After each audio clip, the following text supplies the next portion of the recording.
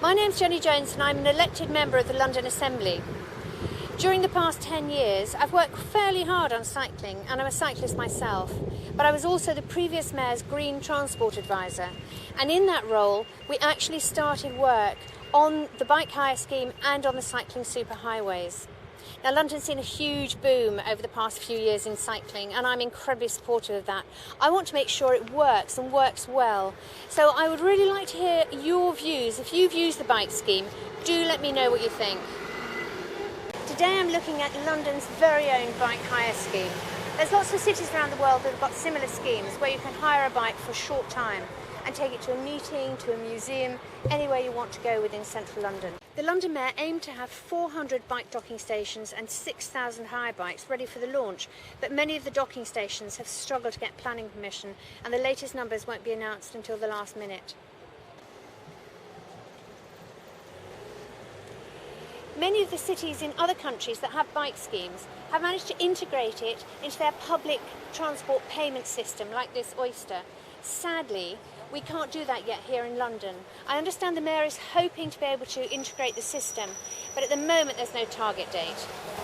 Now, some reports have shown that the cost of using this scheme makes it the highest priced cycle hire in Europe.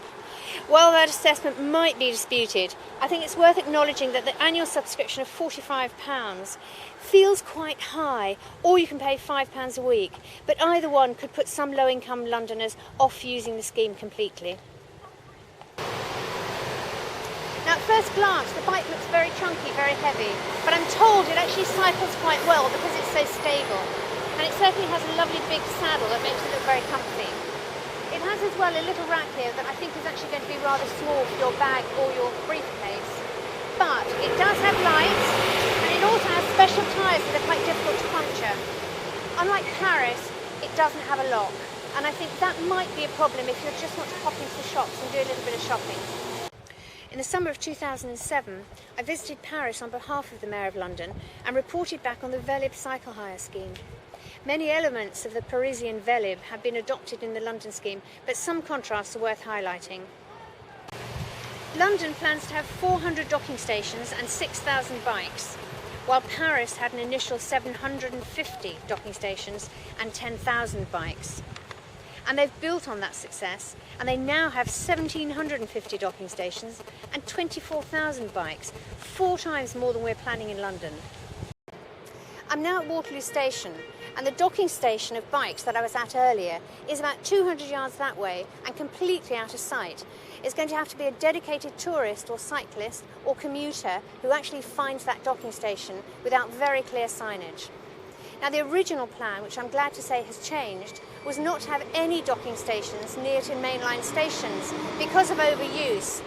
Thank goodness that plan has changed, and now it's only 3 mainline stations that don't have docking stations for bikes close by.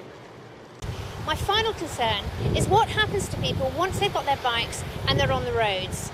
Here in London we have some very busy, congested roads, and an influx of new, inexperienced cyclists could be a problem. What they did in Paris to fix this was to double the number of cycle lanes in the city. Now, what we've done in London is quite different. We've actually taken money that would have been used to develop the London cycle network and put it into the cycling superhighways.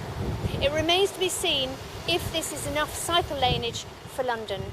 Now, if you've used the scheme, if you've used the bikes, and you would like to tell me your experiences, do please get in touch with me at the address below.